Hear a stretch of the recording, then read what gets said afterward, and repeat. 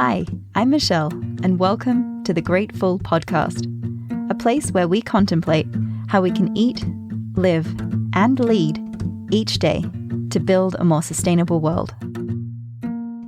My guest on the show today is Kavita Prakash-Mani, and she has spent decades working towards something I also really care about, making our food system more sustainable. Most recently, Kavita was the Global Conservation Director at WWF.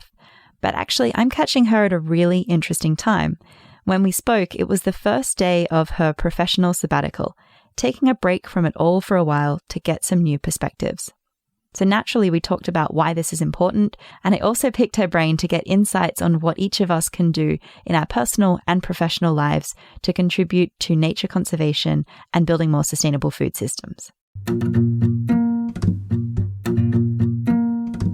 So I feel very lucky to talk to you because I know it's quite a special day for you today. It's the first day of your professional sabbatical, and you have very kindly agreed to talk with me. It is kind of strange to go on a Monday morning and walk your dogs in Central Park and say, oh, actually, there's nothing much to do other than have a good chat with Michelle. So it's a nice way to ease into it. Wonderful. I was worried I was disrupting your plans, so I'm glad to hear that it fits in. Absolutely. And so I thought it would be nice to just start and hear a little bit about what this sabbatical means for you, what taking a break means. Absolutely. And I think we don't give ourselves the option of taking breaks. I think especially in the field that we're in around sustainability and conservation, these are very passionate careers for us. I mean, they're not even careers, they're like callings, and we put in heart and soul into working whatever organization we may be at. And, recently I've been at WWF and then Grow Asia and the World Economic Forum. And at some point it just feels like, okay, we need to stop, take care of ourselves, reconfigure what might the direction be, how we can have greater impact, what are the areas that are important for us. So I think at some point in life, it's just nice to slow the pace down a little. Absolutely. We hadn't planned on COVID, so that's a extra bit. But COVID is making the world slow down, which is also good to stop and think about what all this might mean. And then on a personal level, because I'm moving back to Singapore, it was like rather than rushing as we always do from one country to another country, one job to another job, to just take that pause. So here we are. Wonderful. And it can sometimes be a bit jolting to go from running full speed to slowing down. So do you have any ideas of how you sort of want to manage your time or things you want to explore? It is. It's really strange. You sign off and you shut your email down and you get out of the WhatsApp groups from office, and then you're like, oh my God, what am I supposed to do now? So yeah, I mean, health is definitely high on the agenda to go out for walks and runs. So hoping to do a lot more of that. I'm hoping to have many conversations like this one to actually see what's happening in the wider world. I think, even though we work with big organizations and big agendas, we do tend to get boxed into that reality. So just taking a step back and reading more, figuring out what the next 10, 15 years might look like. I'm also keen on doing a little more back in Asia. So I've been out of India for 20 plus years now, and it would be nice with this move to Singapore to be in the region and see how we can be a little more grounded. So it's a lot of shifts in different ways and subtle ways, but also feels like a full circle of going back to what got us into the field in the first place and where home is. Sounds lovely. A return to the roots, so to speak. Yep. So actually in this role that you just wrapped up, you were the Global Conservation Director for WWF. And I was reading about all the interesting work that you were doing in that role, from working on sustainable commodities and plastic pollution to implementing blockchain to trace tuna from oceans to the plate. And I just thought it would be really nice to hear from you what of all the different projects you worked on, which one you think had the biggest impact and why, if it's possible to choose one. Yeah, it's really hard to choose one. And thank you for listing them out. It was just like, as you were saying, it brings back how rich the last 3-4 years have been and how big the agenda is. So I think in previous roles, I have worked a lot with supply chains and smallholder farmers and continuity and sustainability of the supply chains. And so that felt like a good exposure into the broader conservation agenda around these. But then also, like you said, how do you use technology like blockchains to make that happen? But I have to say one of my personal highlights of working with WWF is the pure work onto conservation and bringing stronger markets to bear on that. And one of the projects that we kicked off early in my stay there was really working with the ivory market in China. China had just closed its ivory market and made it illegal to sell ivory because of the 20,000 elephants dying in Africa every year because of the poaching that brought the ivory into China. And we started looking at it from a markets perspective and saying, how do you get customers and consumers, and look at that from the demand side? So how do you use the different means that we have of demand creation to use ways to reduce that demand? So we ran some globe scan research, we ran online campaigns, we worked with online markets to close those markets. We worked with tourists out of China going into Mekong countries where they do tend to buy the ivory as well, and sent them messages on their phone. We ran little campaigns on the ground. So there was a lot of this, really looking at markets-based solutions to pure conservation areas. And we have seen demand fall, like millions of hits on social media, change in perception from those consumers, and then extending that out into market closures in the Mekong countries. So that's one that I'm particularly glad to have been part of. Yeah, that's such an important and overwhelming topic as well. It must have felt really good to have really seen some tangible impact working on that. Absolutely. And I think it's one of those things where we start putting these areas in silos, right? We work with business sustainability and that has certain connotations, and we work with conservation and that has certain boundaries. But how do we look at all the actors across all of that? Because at the end of the day, ivory, it might be illegal, but it is a marketplace and there are poachers, and then it's traded like a commodity. It's the fourth largest illegal trade is an illegal wildlife trade. And then there's a market, and then there are consumers, and we can use and we can learn and cross-fertilize. So that was very, very exciting to see how we can actually make those links happen and take some of those new tools in. Yeah, and I think that brings up a really interesting point for many sustainability challenges, that, a lot can actually be done on the consumer side. And so as you have worked so much on this space of harnessing markets to tackle different sustainability goals, what did you learn about the consumption end, and what do you think are the most important things that consumers do? You can speak generally, or the topic that I have a lot of focus on is obviously related to food.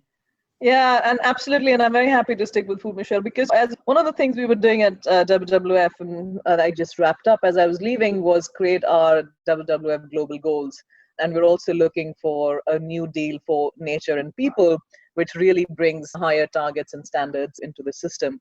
And so while we've always traditionally thought about saving our habitats and saving our species, so looking at forests and grasslands and oceans and rivers and all the natural systems that we have, and then looking at all of our species, what we realized was that the biggest threat to this, and a number of reports have come out recently, is coming from our production and our consumption systems. So we did add a third goal, which said about halving the impact of our production and consumption. And primarily, if you look at that, then the food system becomes absolutely one of the biggest drivers of habitat loss and change, especially around destruction of forests and grasslands and peatlands and everything else that we have. And then the overexploitation of the oceans for fisheries.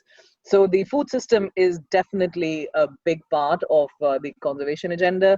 And then when you start looking at it, it does come down to consumer choice. So consumer choice in terms of diets is something that is not traditionally work that we've done in the conservation space, but is becoming more and more important. So not saying that everyone should become vegetarian, but everyone should be aware of how the food is produced and what they eat. So whether it's diets, whether it's sustainability, whether it's traceability, I think we need to get much more awareness and choice into consumers. We have traditionally in our field always felt like we work with the big companies in the middle, and that's what WWF did a lot of. So we got all of these certification, like on palm oil and on sugarcane and on soy. So we felt like if you could certify that and get the big companies to change, then we could get to a sustainable outcome. But it only takes us that far. And so both in the production end, but especially on the consumer end, we need to really get much more awareness and action from consumers, and we need to shine a spotlight on that. Yeah, I think particularly when we act collectively to find our power in numbers and not just as individuals. Absolutely. Yes. And so how do you tip it, right? So we have sustainable organics and everything else growing at a faster rate, but on a very small base. And that's not shifting the whole market. That's just niches that we're creating. Mm. I'm wondering if there's been any behavior change in your own life that stemmed from anything you've learned at WWF. Is there something you've changed in your day-to-day habits? It's funny you asked that, Michelle, because I remember going into a grocery store a few years back with my husband, and he was like, "You work so much on food. So, what is our family policy? What are we going to buy? Is it all organic or is it all local?" And I stood there completely confused because I knew so much. And I was like, if you buy local, then you're not supporting the African farmers. If you're buying organic, not all organic is sustainable. And by the end of it, I was like, oh my God, just buy a mix of everything, which is not good advice for someone in the sustainability field. But it's just like, okay, the green beans need to be from here and the carrots need to be from there. So it's really hard as a consumer, even with all the knowledge that you have, to make those choices that we particularly do.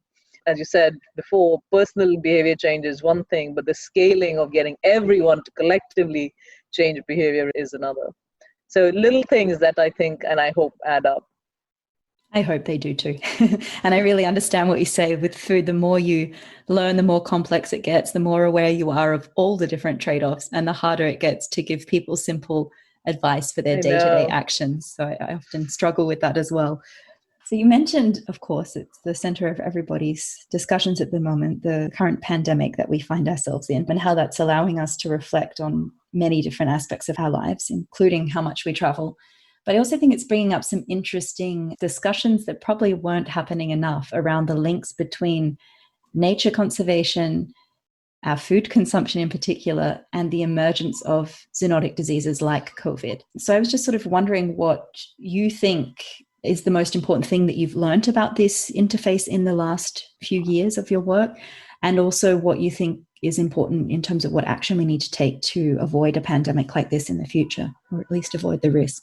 Yeah, no, and thank you for raising that. It's been, the last few months have particularly been very busy at WWF, as you can imagine, to come to grips with this. And of course, the health of people remains a primary concern, but we can't keep responding to it and being on the back foot. Like you said, we have to understand where these come from and see what needs to be done and put in place to actually prevent them, or at least reduce the incidence of these. And you're right, I mean, these are zoonotic diseases, and the World Health Organization has said about 70 to 75% of the recent viruses and outbreaks have come from zoonotic diseases, which means that it jumps from another animal species or even birds and others into human. And that is primarily, in very simple terms, a function of how close humans are to other species, whether through their food system or directly.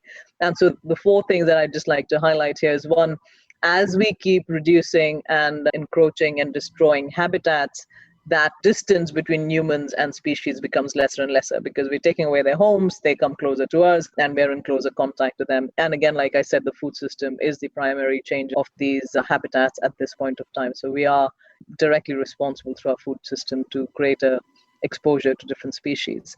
Also, what happens is that as these habitats get lesser, the wildlife itself starts disappearing, and through habitats, the extinction rate increases. And so there's what they call a less dilution effect. If there are many, many species and many, many animals, then it kind of like at some point, some species will stop the virus. Now there isn't that barrier and it moves much closer.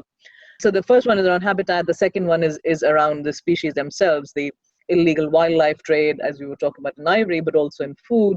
The amount of pangolins and bats and all of the other species that are making their way into our food chain as exotic species is worrying. Of course, there is bushmeat and protein access in many communities from the Arctic to the Congo, where communities are dependent on these as meat sources. But those are smaller in number. And again, we do need to watch it because, Ebola also came from bushmeat. So again, we need to be really careful about how these wild species, these high-risk species are managed and whether they are allowed into our food chain at all and under what hygienic conditions we have them. So we're really calling for the illegal wildlife trade to be monitored and stopped and high-risk species to be particularly managed. The third is our food system itself. A lot of our livestock is becoming homogeneous. They are in very close quarters. They're crowded into small spaces. If there is an outbreak of any kind, it rushes through because they're genetically similar. They have no resistance, and it kind of nothing stops these viruses. So whether it's bird flu or swine flu and all of these things, it kind of like spread through our global food system.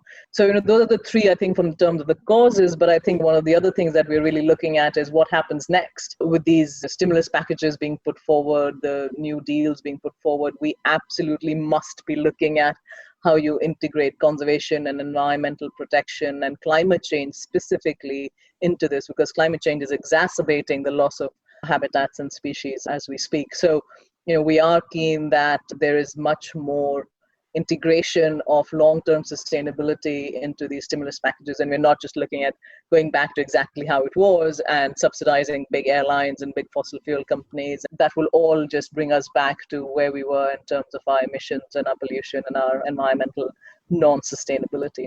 So many aspects of this that we need to be taking care of, but absolutely for people to understand the clear link between environmental protection and human health, what we're now starting to call One Health, so planetary health, human health coming together, and that interlinkage is absolutely critical. And I hope that that will become something that we take out of this pandemic.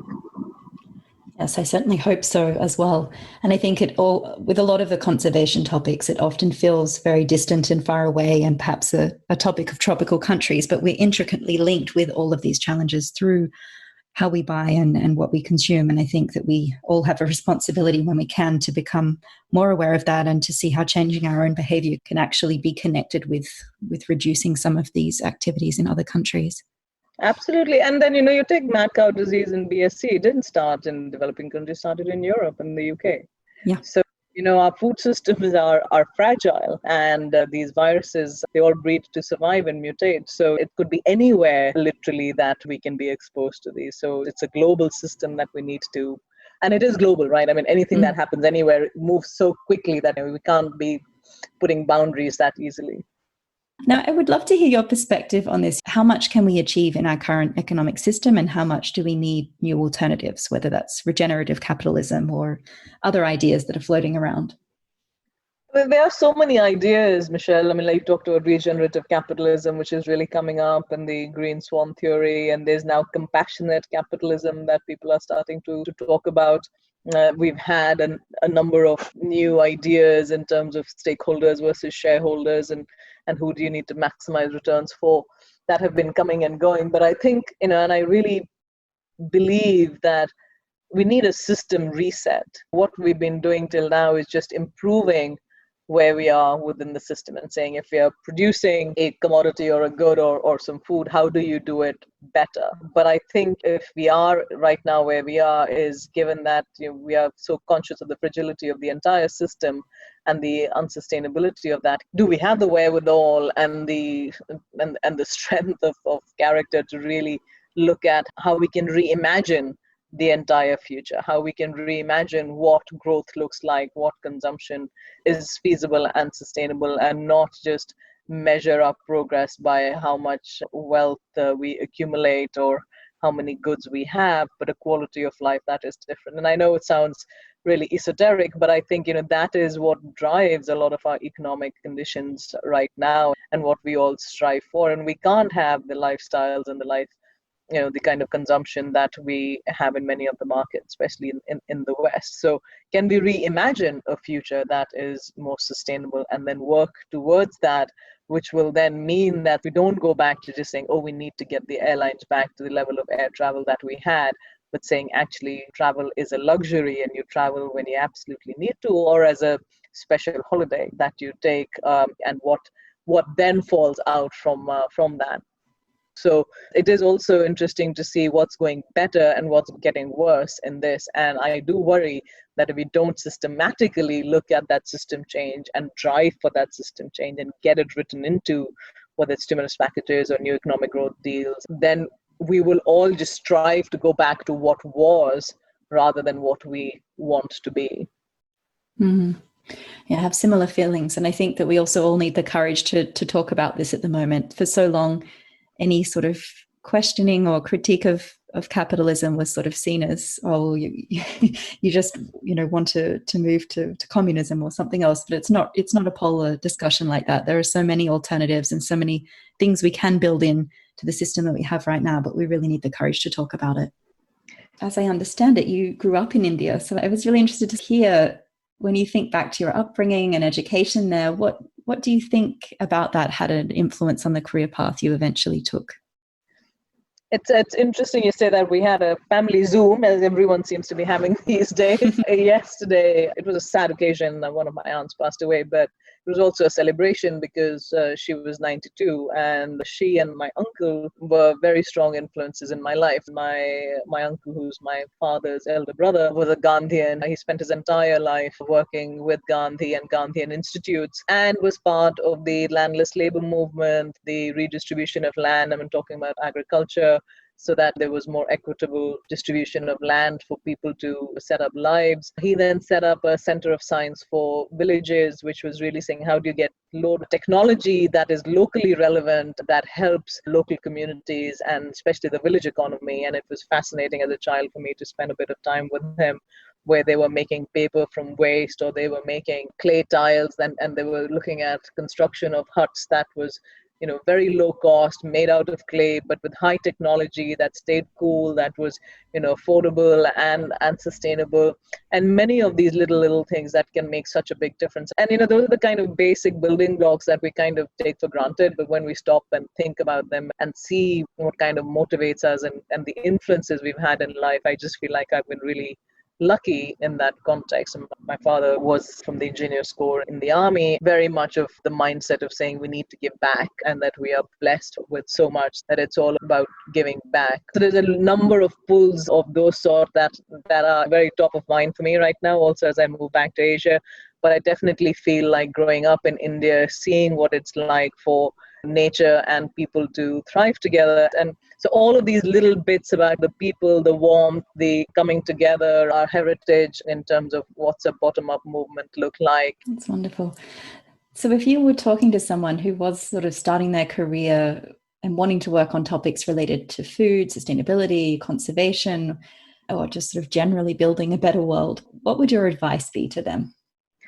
I would always say follow your heart. And, we know what we want to do. And a lot of this inspiration comes from within. And then we kind of feel like we have to give it up because there's other pressures, there's college, choices, career, life, and things like that. And we kind of keep getting pressured into doing something different. I remember at one point of time, I had a friend call me and says, can you speak to my daughter? She's looking at a career and environment. And I've always been happy to do that. And then the next sentence she said was, and can you talk her out of it? I was like, absolutely not. I'm not talking her out of it. And so I did talk to her and I said, your mom's my friend, but I will stand beside you because it's not easy to make these choices for all the different things, that we want. So you have to be able to follow your heart and follow your dream and be strong and find people like us who can be there and help you through it. So I would just say there is a lot to be done. And as we look at our food system, as we look at our sustainability system, every bit counts. I think the other thing I'd like to tell people is that you don't always need to be in a core sustainability role. Like people think, should I be in a sustainability organization or a NGO or a consulting firm? I think we need all our people to be thinking sustainability wherever they are. And sometimes it's more important to be in mainstream roles, or whether it's within a business or within a government or anywhere else where you bring the sustainability lens to bear. Because we need much more of the integration between those functions and sustainability, not just have sustainability outside and then keep trying to influence from outside. I fully agree. We don't need sustainability islands. We need networks. Absolutely. Absolutely well said. And now you've had some fascinating roles all around the world in a lot of different contexts and sectors. Based on all that experience, what do you think are the most important leadership attributes for anybody who wants to work on tackling these big global challenges? I used to think it was just about sheer stubbornness and bloody-mindedness. That all of us do, like, I'm right, you're wrong, I can see the future and you can't, that kind of passion that we all brought to it. But I think over years, as I've got older, those rough edges have been smoothed out a lot more. And I feel like the 2 or 3 things that I feel like leaders need to have is being able to see all parts of the puzzle. Of course, hold true to what's important to you and the whole sustainability agenda, but see how it fits into the jigsaw puzzle and what impacts it has, and how do you make it worthwhile for everyone? Like, what's the business case? What does the world look like in the shoes of someone else? And I think we need to be able to not just, like you said, have these silos, but have this integration. And I think that's really, really important, to be able to meet people where they are, not just keep saying, I'm right. And I think the second one is collaboration. I mean, that might feel like the next part of integration, but collaboration is so important. We need big system changes. We need to be able to take people along from diverse organizations. And it could be even within the organization, different functions, different colleagues, different leaders. So how do you bring together agenda rather than split it apart? And then I've always felt like that passion is important. People need to be able to follow a leader and to do it with some kind of determination and clear-headedness and a clarity of what outcome you want to achieve. And of course, with that clarity and moving forward is to just say, how do you take people along? Because very often we find, like, especially in the sustainability field, the leaders have gone so far ahead that the distance between them and the next person following them becomes so wide that no one comes behind them. So yes, I just feel like we need those leaders who can actually create the movements, take people along, and provide solutions all at the same time. Yes, and which is not always easy, which leads me, I guess, to my next question, which is, what's been your biggest challenge in sort of juggling doing well and being well? So facing all of these large, overwhelming challenges and playing a role in leading change, how have you juggled your own well-being with trying to build societal well-being? Brilliant question, Michelle. You're asking someone on the first day of a sabbatical. Obviously, I haven't done particularly well. I think that's true for almost everyone right now. I think the world is becoming so hectic and manic that it's all nearly impossible to find a pace that suits you. But I think especially for people who are driven by a personal passion and a belief, it's even harder to achieve that. And again, we need to pace ourselves. There's a lot to be done. And sometimes we're in a huge hurry to get there, but the system can only move so fast. And I think one of my personal biggest learning is that you can only move as fast as the system allows you to work before you kind of burn out. And, I'm terrible at following my own advice, but the advice I would give for people is, like, set a few milestones and achieve them, because every bit matters, but also hand over the responsibility to other people and whether it's organizations or colleagues or your own team, so that you're not feeling like you're the only one who can save the world, because you may be able to, but you probably burn out before you did that. And individually, we can only go so far. So that, I think, for me, is one of the biggest things that I've learned in terms of not burning out, is to let go a little more, is to inspire people to create the change, but not feel like every single thing needs to be done by me personally. I think that's very good advice. And it also speaks to the importance of building that network of like-minded people around you, not only to share the burden of the work, but to sort of share with each other the challenges along this path, and to learn from each other and support one another in that way. Yeah. So that sort of brings me to the next point of what sort of practices have helped you along the way. Actually, it's funny because I live in New York, and one of the things I've done in the last few years is work from home, because we don't have a WWF office in New York, but the organization is so widespread that it was absolutely fine for me to be here and sometimes go to our office in DC, but be on the road with different things. And so that kind of self-regimentation where everything starts too early because you're in the west side of the world and the east gets up early, and then having these kind of routines of saying, actually, I will stop working at the end of the day and go for a walk with my dogs, or go for a yoga class, or go out and meet someone, is important. So I think some of these little things that you build in for yourself, go for a run, take a hike. I think all of us who work with nature kind of sometimes forget how healing nature itself is. And that time of just being, whether it's a walk in the park or a bike ride along the river or a hike in a national park, I think those things are really, really important for us to ground ourselves as individuals, to re-emphasize the importance of what we might be trying to do, but also heal our own selves. Yeah, that's really beautiful. And what you said is so important. It's about setting those boundaries and saying at the end of the day, that's enough, and holding those boundaries, right? And then actually going out and doing the things that you know support your well-being. That's the ongoing challenge, I think, for all of us. Yeah. So what I would love to know is there anything inside of you that you sort of hope to be able to share or give more space to in your next phase, something you want to share with the world? That's a very deep question, Michelle. I think, some of it is also self-realization, that I think very often we get stuck in big organizations trying to find ways of working and moving forward. And I find that it takes up more time and energy than the agenda itself.